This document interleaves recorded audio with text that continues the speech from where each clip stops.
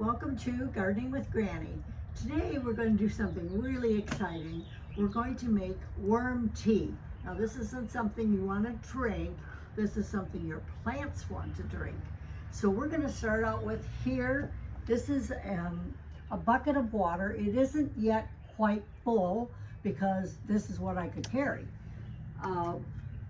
We are going to use worm castings.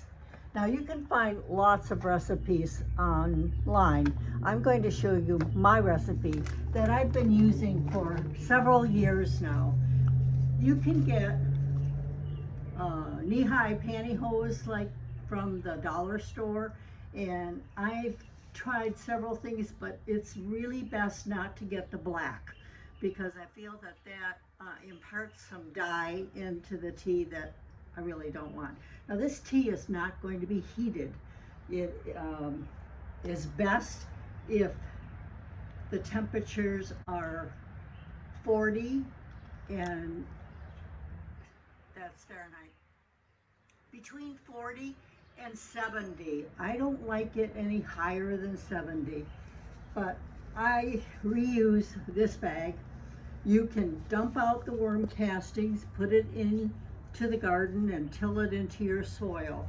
And yes, worm casting can be used directly into the soil, but this really intensifies the ability for the worm casting to create good microbe and healthy soil. And I'll read later where that research comes from. So let's start with this. Put this aside for just a minute. Other ingredient, you want to feed those microbes, and molasses is one of the best ways to feed the microbes. Now I have only a tablespoon of molasses, and then I put more water in because molasses is very thick, and so I shake it up and I will put this directly into the water. Just kind of rinse this around. And I reuse this jar. So I take molasses from another thing, put it in here, and then I swish it around and reuse. Inside the pail is a fish tank bubbler. And this is the stone. I have used this stone for about 4 years now. You can get dual ones, but really you only need one of the stones.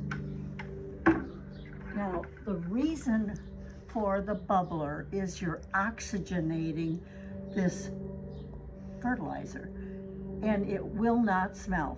If it smells, you've done something wrong. So it should not smell. So you can put it like in a shed or any place you have electricity, because obviously you need to have electricity to bubble the water. So I set that aside, and we're going to close this up,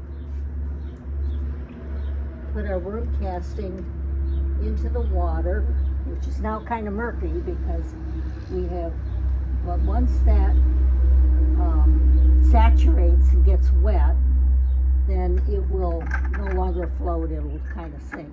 And then I usually like to tie it onto the handle of the bucket, just like that.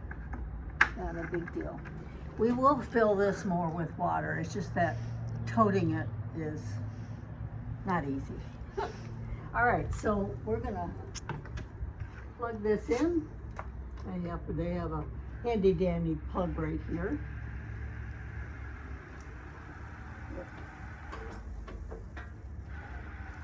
And there you can see it. And that's it. It's the easiest thing. Now, some of the recipes say wait 48 hours before you use it, and this is a concentrate.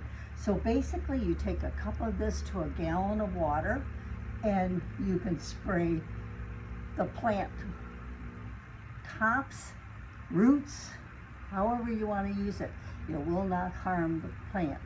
So it's just such an economical, wonderful way to get microbes into the soil and deter pests. So let's go over here, sit down, have a chat about what this can do for your garden. So this is the benefits of worm tea. And like I said, there's lots of different recipes on just Google worm tea.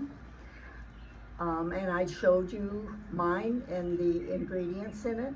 But to summarize worm casting tea, infuse and repopulate soil with beneficial microbes. And we all know how important it is for the good microbes to be in the soil to fight against bad microbes.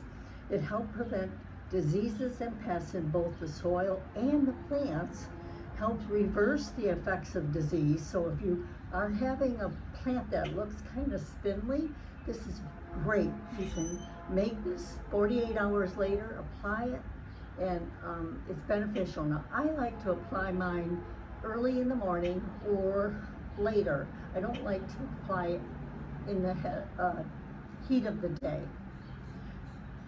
So it helps to restore polluted soil. So if you are, a while back, Roots and Refuge just had a concern that the soil she was using to do her plants was contaminated, that somehow the soil had gotten, whether it had blown in or what, she didn't know.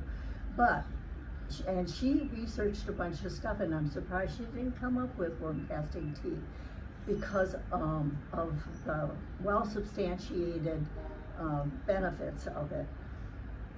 But she used a mushroom type of deterrent. But you could easily do this if you felt like your plants just were not thriving like you want. So it will improve soil structure by aerating it and making it more porous, increase the soil's water holding capacity. So if you have a soil that it just takes a while for the water to get into the soil and get into where the plant roots are, then you can use the worm casting tea.